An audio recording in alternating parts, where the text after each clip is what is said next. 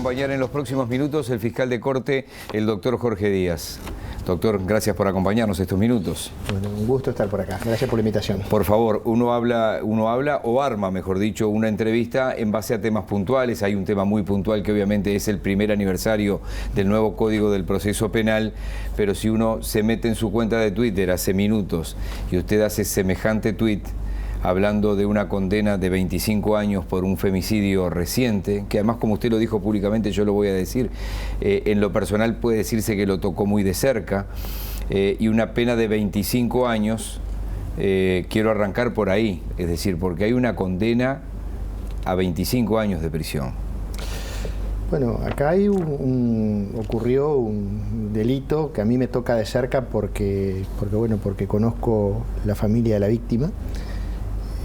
La víctima fue compañera de clase de la escuela y del liceo de un sobrino. Uno de sus tíos fue compañero mío de la escuela. ¿En qué lugar exactamente? En Fraile Muerto, en el departamento de Cerro Largo. Y también conozco la familia del victimario, son esas paradojas que se dan en los pueblos chicos. Y el homicidio ocurrió enfrente a la casa donde yo nací y me crié. Es más, una de las testigos es una vecina de toda la vida, que todavía vive en esa casa.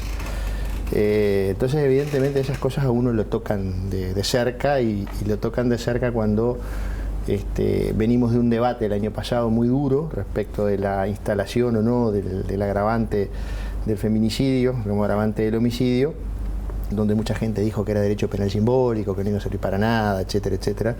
Entonces, cuando estas cosas ocurren y la justicia reacciona, la Fiscalía hace junto con la policía una muy buena investigación, plantea un buen caso y obtiene un muy buen resultado, a uno por lo menos le da, dentro de un poco de la bronca o el fastidio que este tipo de hechos generan, un poco de tranquilidad y bueno, como lo dije en ese tuit, a la familia mis respetos, a las fiscales que trabajaron en el caso mi reconocimiento, y bueno, y a Julia que descanse en paz. Bien, le agradezco porque es algo muy personal y una cosa es escribir y otra cosa es salir al aire diciéndolo. Vamos al nuevo Código del Proceso Penal, que tuvo evaluaciones de su parte a mitad de camino, podríamos decir. Algunas de ellas tienen que ver con un cálculo que no fue el ajustado con respecto al número de fiscales que se necesitaban. ¿Qué lectura hace puntual al pasado el año? A ver, en primer lugar, nosotros hicimos una proyección del número de funcionarios y de fiscales que necesitábamos en función de los datos estadísticos de los que disponíamos. Teníamos datos estadísticos del año 2014, que cuando elaboramos en el presupuesto en el año 2015, y fuimos chequeándolo año a año, 2015, 2016, 2017, con un crecimiento de aproximadamente un 5 con algo, en algún caso un poco menos, anual por delitos. Y nos encontramos el 1 de noviembre con una realidad muy distinta a aquella que nosotros habíamos estimado. Es decir, las cifras eran un 21% superior a las cifras con las cuales nosotros nos habíamos manejado para hacer el pronóstico. Entonces, evidentemente, eso generó un impacto fuerte que no es un tema de cálculo, es un tema de que si la base de cálculo que a uno le dan no es la correcta, o luego en la realidad no se condice con esa estimación, que entonces evidentemente se genera un problema y una dificultad. Problema y dificultad que enfrentamos, y cuando digo enfrentamos, digo toda la Fiscalía General de la Nación, los funcionarios, los fiscales, la conducción, tratando de, yo diría que en primer lugar con mucha calma, en momentos de nerviosismo y en algunos casos hasta diría de histerias. Sí, porque hasta la propia Asociación de Fiscales saltó en algún momento. Bueno, tuvimos mucha calma para mantener, tuvimos la flexibilidad para cambiar todo aquello que había que cambiar, porque había cosas que sobre la marcha fuimos dando cuenta de que teníamos que cambiarla, y para mantener el eje fundamental de aquello que no había que cambiar, que era la esencia misma del sistema, y mantenernos firmes frente a todos los embates de gente que pretendía conservadoramente mantener un statu quo anterior, y con esto no me refiero solamente a algún grupo de fiscales, sino a otras instituciones también, y a algún intento restauracionista, como se dice habitualmente. Pero yo creo que acá... En ese punto puntual, ¿dónde está hoy, por ejemplo? ¿Sigue necesitando gente? ¿Cómo bueno, es? Nosotros, a eso iba. Con la misma gente que tuvimos las dificultades iniciales, porque los números eran muy distintos a los que teníamos, pudimos hacer frente y superar esa primera andanada inicial, producto de la gestión, de la corrección del rumbo y de la modificación de procesos de trabajo, de la mejora en los procesos de trabajo y del esfuerzo de los funcionarios, de los fiscales y del esfuerzo de los policías, porque cuando uno ve los números hoy y arrancamos con un promedio de, no llegábamos a 500 formalizaciones en el primer mes, apenas superamos las 500 en diciembre y hoy hace 3 meses que estamos por arriba de las 1000, entonces una proyección anualizada del volumen de casos formalizados de los últimos 3 meses nos llevaría, contando solo el nuevo código, a esto habría que sumarlo los casos que se siguen con el código anterior que están corriendo en paralelo y que deberían sumarse a estos, tendríamos una proyección de más de 12.000 casos formalizados, una proyección anual, lo cual es un número superior incluso al número que se tenía solo por todo concepto en el sistema anterior. Es decir, los números han mejorado sustantivamente. Nosotros creemos, yo el otro día lo decía, que podemos y debemos mejorar más. Estamos contentos por el resultado porque ha implicado un enorme esfuerzo de gestión, de trabajo, de dedicación, y yo he agradecido públicamente a todos los funcionarios de la Fiscalía General de la Nación, funcionarios, técnicos, fiscales, operativos y demás, que han hecho un enorme esfuerzo a lo largo de este año para llevar adelante esta reforma, y lo hemos hecho con éxito. Pero aspiramos, en función de algunos refuerzos presupuestales que obtuvimos y de una mejor distribución de los recursos humanos que tenemos, estamos convencidos que vamos a rendir mucho más todavía. ¿Qué reflexión le merece cuando alguien que fue ministro de la Suprema Corte de Justicia, hoy ministro, el doctor Chediak, nos dice ayer, por ejemplo... sigue siendo, por favor. Sigue siendo ministro, pero no presidente. No presidente. No, sigue siendo ministro, pero no presidente. Sí. Capaz que me expresé mal, pido disculpas. No me lo jubile antes, por favor. No, todo lo contrario. Además, Jorge me parece que tiene mucho para dar todavía. Bueno, sí, igual le queda poco, ¿no? Seguro, hay una cuestión de plazos constitucionales. Exactamente. Pero cuando él dice que cree que hay un exceso de formalizaciones por juicio abreviado y que por otro lado, y le agrego que usted lo escuchará, que dice, y los fiscales están desbordados y arreglan acá y además los abogados me dicen por otro lado... Yo le agradecería al doctor Chediak que no se refiriera a la situación de los fiscales como yo no me refiero a la situación de los jueces. Creo que hay un mínimo de delicadeza institucional que tenemos que mantener. Lo que sí les digo es que, primero, la situación de el porcentaje de casos que no llegan a juicio oral, no hablemos de formalizados por proceso abreviado, porque no es correcto, porque en realidad los casos que van por proceso abreviado no llegan al 60%. Después hay otras salidas alternativas, pero que no son juicio abreviado. En el mundo entero, en todos los países donde el sistema inquisitivo, y le hablo de países que tienen acusatorios, le hablo de países que tienen sistema acusatorio de hace 300 años, Estados Unidos, Inglaterra, o le hablo de países de América Latina, de acá de la vuelta de la esquina, para hablar de nuestro barrio, como Colombia, Chile, que tienen procesos acusatorios maduros con más de 20 años de existencia. Los juicios orales no llegan al 10%. Es decir, que el 90% restante se resuelve por otras vías, por abreviado, incluso en algunos países como Chile, que tienen proceso monitorio para las faltas, por suspensión del proceso, en fin, por una serie de salidas alternativas. A juicio oral no llegan al 10%.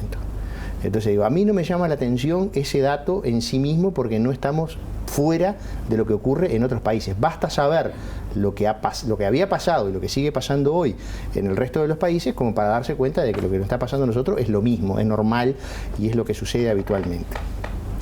Luego que se diga que los fiscales llegan a eso porque están agobiados, miren, nosotros ahora, por suerte, tenemos algo que nunca en la historia del sistema penal se tenía, que era datos objetivos, le diría que diarios, semanales y mensuales. Nosotros hoy, haciendo un análisis, podemos hacer fiscalía por fiscalía, de todo el territorio nacional, jurisdicción por jurisdicción. Es decir, a ver, la cantidad de delitos que se cometieron o que se denunciaron en esa jurisdicción, la cantidad de casos que el fiscal trabaja, la cantidad de casos formalizados, la cantidad de casos archivados y la cantidad de casos que tiene sin trabajar, es decir, asignados y no trabajar. Yo le puedo decir que las fiscalías que tienen muchos casos sin trabajar, se los cuento con los dedos de una mano. La enorme mayoría de los fiscales hoy tiene un control de lo que sucede en su jurisdicción y en su fiscalía y no tiene casos sin leer. De las 16 fiscalías de flagrancia de Montevideo, 14 tenían la semana pasada 0 casos sin trabajar. Entonces, el desborde me parece que se puede compadecer con una situación inicial, eso es posible, pero que no se compadece con la situación actual. Y en aquellos lugares donde sí tenemos dificultades, delitos sexuales en Montevideo, la jurisdicción de Atlántida, Ciudad de la Costa, y alguna otra jurisdicción más en el interior del país, Las Piedras, Pando, Canelones es un departamento muy complejo. Nosotros ahora vamos a poner todas las fichas arriba de la mesa, es decir, vamos a reforzar particularmente esos lugares. Vamos a instalar la semana próxima, tenemos 2 fiscalías sexuales, vamos a instalar 3 y antes de fin de año vamos a tener 5 fiscalías. Creamos la segunda de homicidios, creamos la segunda de delitos económicos, creamos la segunda de fiscalía de drogas y extorsión, vamos a crear una fiscalía en Ciudad de la Costa, vamos a crear una cuarta en Rivera, en Salto y en Paysandú.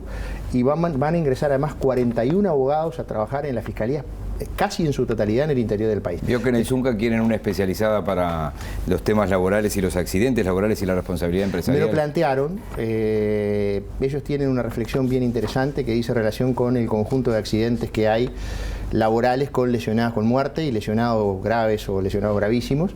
Manejaron una estadística que yo francamente no conocía porque eso no se denuncia como delito, eso queda en un registro del Banco de Seguro del Estado y no llega la denuncia a la Fiscalía ni a la Policía. Me hablaron de que en España había una experiencia similar. Hay un problema de recursos, es decir, todos quieren el sueño de la Fiscalía propia, ¿no? En algunos casos se justifica, en otros no. Es cierto que una Fiscalía especializada siempre visibiliza más el tema, especializa a los actores y posibilita mayores imputaciones, eso es verdad, pero bueno, necesitaríamos contar con más recursos de lo que contamos hoy, ¿no? Me dicen que no tenemos más tiempo. Usted en algún momento manejó en estas últimas horas esto de las demasiadas garantías para los delincuentes, que es otra cosa que se escucha por ahí por todo el tiempo. Hágame una mínima reflexión con respecto a eso. Es una reflexión, digo, que en un Estado democrático, en un país democrático, en un país republicano y democrático, en un Estado de derecho como el Uruguay, hay derechos y garantías mínimas que tenemos todos los ciudadanos. Este código estableció derechos y garantías que están en la Constitución de la República y en los tratados internacionales de derechos humanos que no se reconocían en el Uruguay o no se aplicaban. En ese sentido, este código tiene en clave de garantías un avance sustantivo y, entre otras cosas, para ello fue aprobado y para eso se aplica.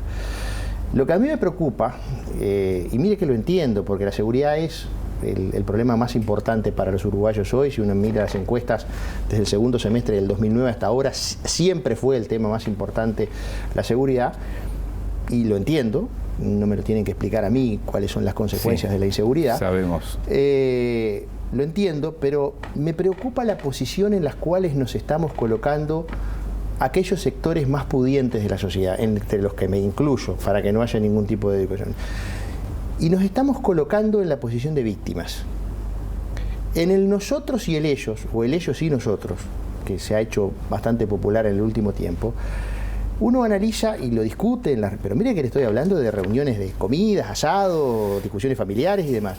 Entonces, no, porque estamos nosotros y ellos. Está bien. ¿Quiénes somos nosotros y quiénes son ellos? Lo dijo el intendente Orsi en un Twitter. Bueno, pero cuando dicen nosotros y ellos, dicen, no, del lado estamos los honestos y del otro lado están los delincuentes. Ahora, la pregunta que yo me hago, sin garantías, ¿cómo y quién decide quiénes son nosotros y quiénes son ellos? ¿Cómo y quién decide quiénes son delincuentes y quiénes no son delincuentes? En un Estado de Derecho, en una sociedad democrática, la única forma de decidir que alguien es un delincuente es mediante un debido proceso legal.